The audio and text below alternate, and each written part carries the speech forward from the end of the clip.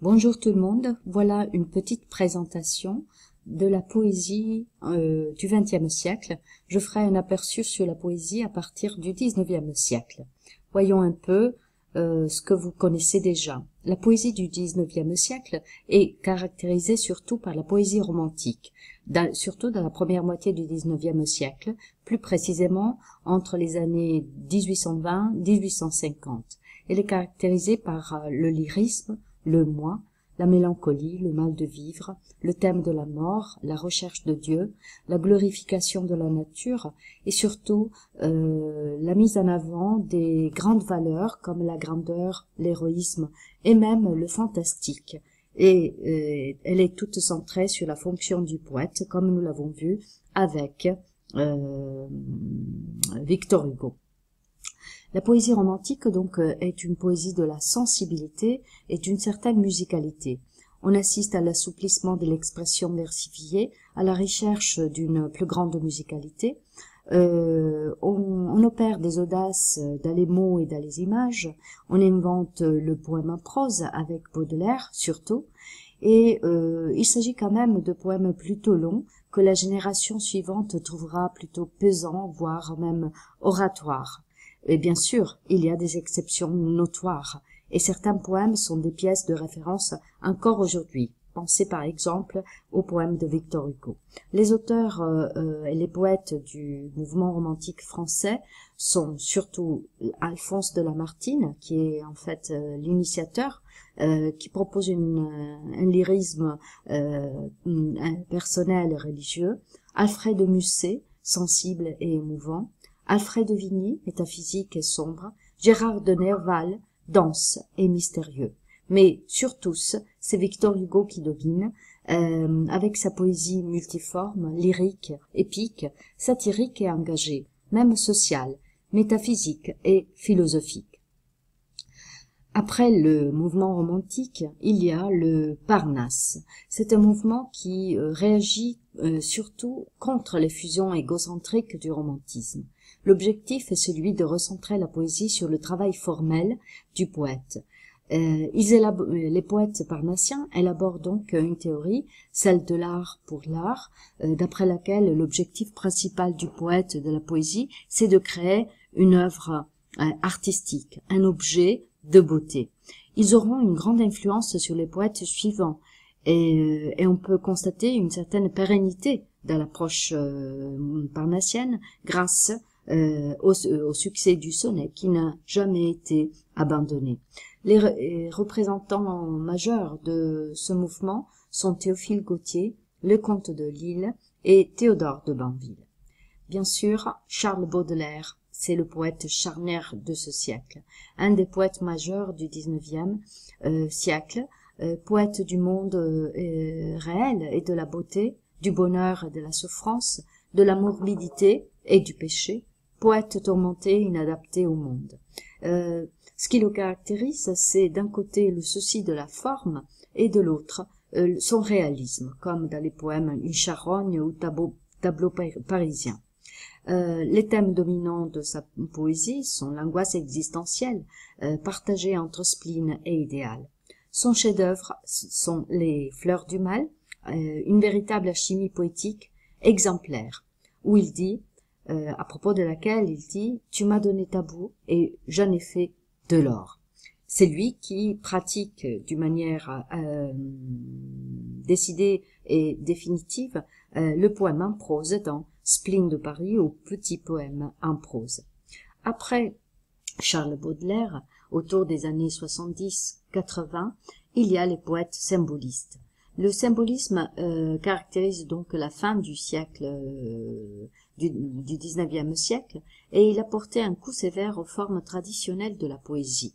Les poètes symbolistes pratiquent d'une manière totale le vers libre en général, surtout Rimbaud et Verlaine. Ils effacent la rime au profit des jeux sonores en écho dans les poèmes. Ils accordent une grande importance au rythme intérieur plutôt qu'à un rythme figé par les formes fixes traditionnelles. Ils utilisent même l'espacement dans la page pour marquer ce rythme intérieur. Et eux aussi, il pratique les poèmes en prose. La poésie du XXe siècle, quant à elle, on peut dire qu'elle est héritière d'un côté et novatrice de l'autre.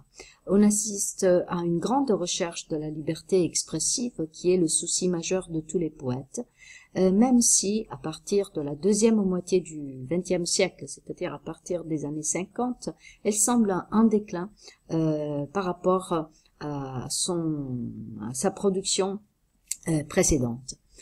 Parmi les héritiers, on retrouve des poètes comme Paul Valéry, qui quand même continue l'héritage du siècle précédent, en particulier le symbolisme. D'autres continuent par contre la libération des thèmes nouveaux comme l'humilité du quotidien. Dans les mêmes années, des voix singulières se font entendre avec ceux qu'on a appelés les poètes dieux.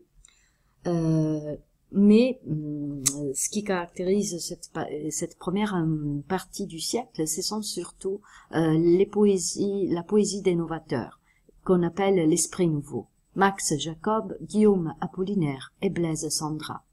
En effet, cette période, c'est aussi le temps des découvreurs qui explorent l'esprit nouveau.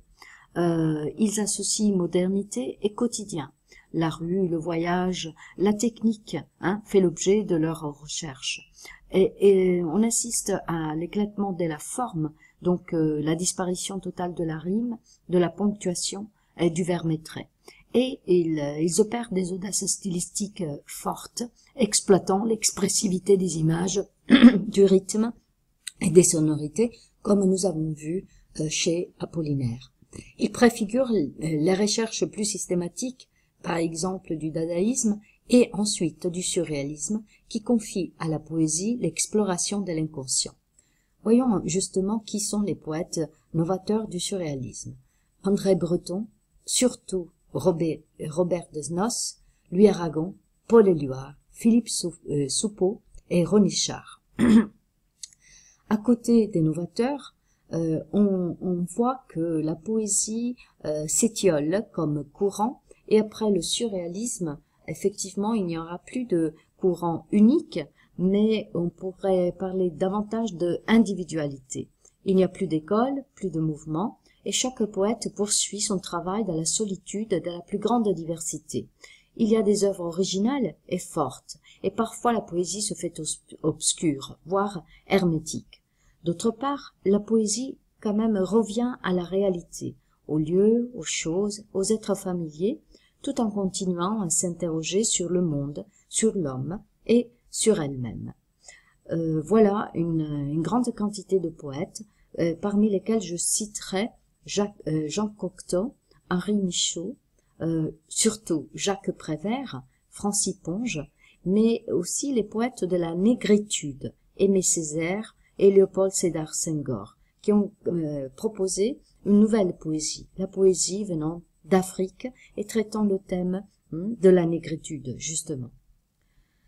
Mais après les années 50 et jusqu'aux années 70, un genre nouveau apparaît, c'est-à-dire la poésie chanson, illustrée par des auteurs, compositeurs, interprètes. Elle marque donc une rupture presque définitive entre les poètes et les lecteurs. La poésie doit renoncer à ses exigences de pureté et doit renouer avec la tradition du chant populaire, des mots compréhensibles. Voilà les grands auteurs de cette poésie chanson. Boris Vian, Un titre pour tous, Déserteur. Charles Trenet, Ma douce France. Léo Ferré, qui a chanté les plus grands poètes, surtout les poètes symbolistes. Georges Brassens, qui, pour bien de côtés, est très proche de notre chanteur, compositeur, interprète Fabrice Deandré, Félix Leclerc, Serge Gainsbourg et Jacques Brel. La suite. Après les années 70, il est difficile d'établir l'importance des successeurs, tellement ils sont nombreux, avec des auditoires très variables et des effets de mode comme le folk song, le rap, le slam et encore le punk. Disons que la dernière trouvaille de la poésie, c'est celle du slam et des slameurs. Je ne sais pas si vous connaissez ce que c'est que le slam et les slameurs, mais si vous voulez avoir un aperçu de ceci, je vous invite à visiter le site slammer.com dont je vous parlerai en classe plus tard. Bon travail!